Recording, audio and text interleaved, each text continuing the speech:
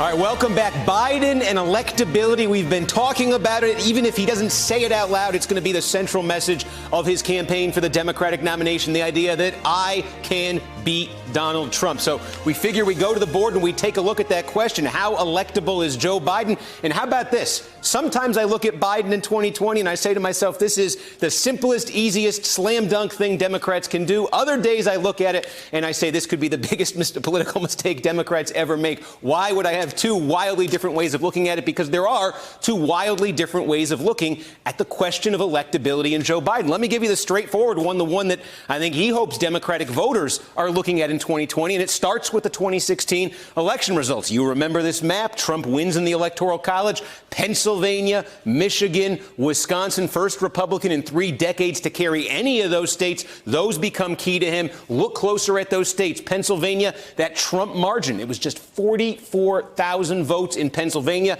It was even closer, much closer to Michigan, about 11,000 votes in Michigan. And in Wisconsin, that margin there sitting at about 23,000 votes. You add up his margin, Trump's margin, in those 3 states, and it came to 77,744 votes combined across 3 states that no Republican had won in 3 decades. The Biden message is, Joe Biden, Scranton, Pennsylvania, you think I'm not winning back 77,744 votes in those 3 states?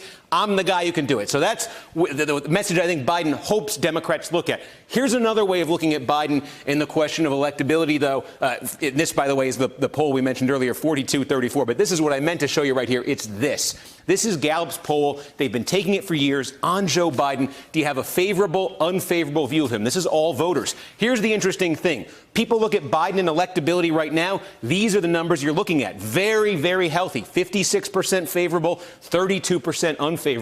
Go back in time, and you don't have to go back in time that far. It was a very different story. Look at this. This was the start of 2015. Joe Biden was vice president. He was looking at the idea of running for president. These were the numbers. He was as unpopular as he was popular. Democrats looked at these numbers in 2014, 2015, and a lot of them said, Joe Biden's not a strong candidate. That's where Ready for Hillary came from. That's where the impetus, a big part of where the impetus came from for Democrats to get behind Hillary and kind of leave no room for Biden. And look what happens. He decides not to run for president. He stops getting some of that scrutiny, starts getting more favorable press. Hillary Clinton loses around here. He becomes the what might have been candidate. And now he enters the race with those numbers. Does he go back down there now that he's back in the arena?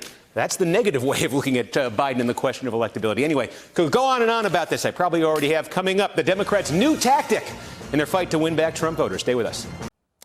Hello, YouTubers. If you're watching this, it means you've checked out our channel, so thank you. Now do me a favor. Subscribe by clicking on that button down there. Click on any of the videos to watch the latest interviews and highlights from MTP Daily and MSNBC. You can get more Beat the Press content every morning in the First Read newsletter. If you're tired of content that you don't know anything about where it came from, you don't have to have that problem with us.